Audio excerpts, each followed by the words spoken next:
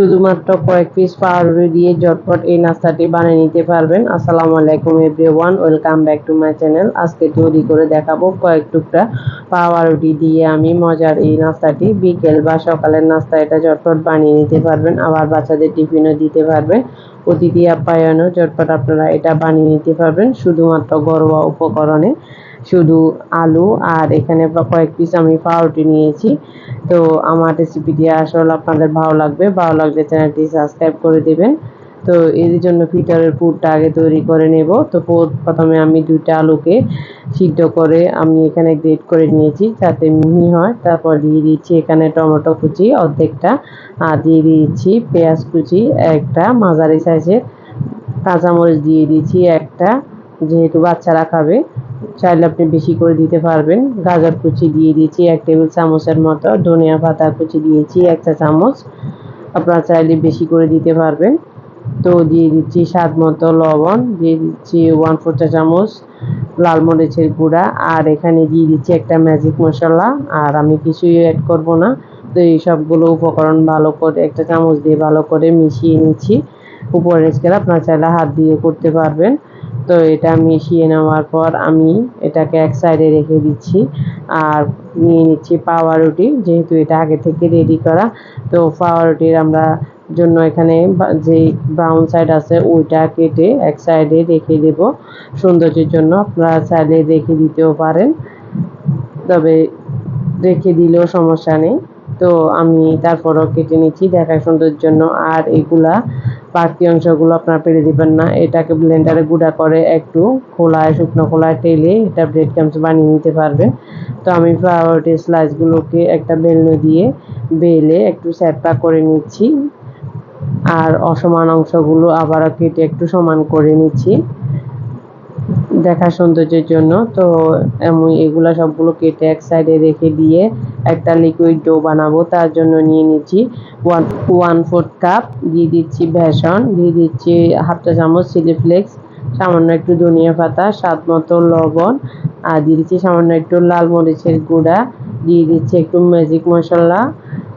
তারপর সবগুলো উপকরণ একসাথে মিশিয়ে নিচ্ছি, মিশিয়ে আমি পানি দিয়ে মিশিয়ে নিচ্ছি। একটু পাতলা একটা ডো হবে, একেবারে ঘন না আবার একেবারে পাতলাও না, যাতে পাউরুটিটা আমি কোট করতে পারি। তো এরপর দিয়ে দিচ্ছি 1 চা চামচ উঁচু করে সাদা তিল, এটা খেতেও ভালো লাগে আবার দেখতেও সুন্দর লাগে, আপনারা চাইলে স্কিপ করতে পারবেন। তো পাউরুটিটা বেলার পর আমি যে আলুর পুরটা রেডি করেছিলাম ওটাকে একটু লম্বা করে শেপ করে দিচ্ছি যাতে এটা মুড়ানো যায়। তো আপনারা যে কোনো করে গোল বা চ্যাপ্টাটা যে যেটাকে শেপ দিতে পারেন। তো আমি সহজ উপকরণে একটা শেপ দিয়ে দিচ্ছি।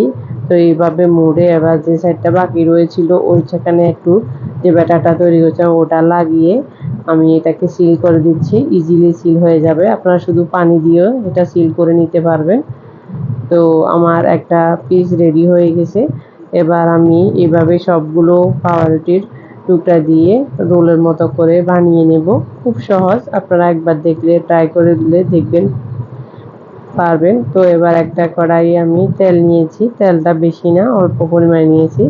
তো এবার একটা রোলের মতো করা এই নাস্তাটি এবার আমি যে ব্যাটারটা রেখেছিলাম এটাতে কোট করে নেব। কোট করে নিয়ে আমি তেলে ভেজে নেব।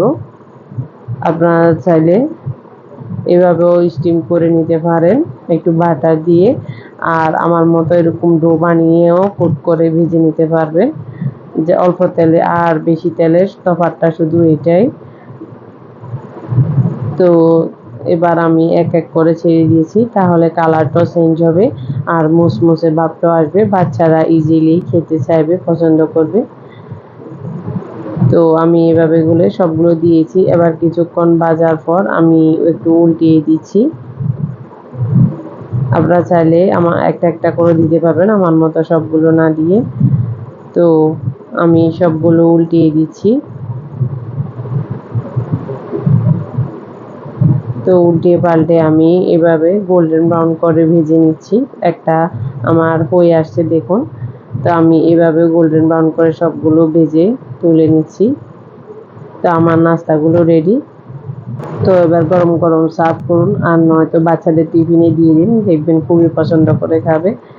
তো আশা করি আপনাদের ভালো লাগলে কমেন্ট সেকশনে জানাবেন, আর বাসায় একবার হলেও ট্রাই করবেন। আজ এই পর্যন্ত, ভালো থাকুন, সুস্থ থাকুন, দেখা হবে নতুন এপিসোডে। আল্লাহ হাফেজ।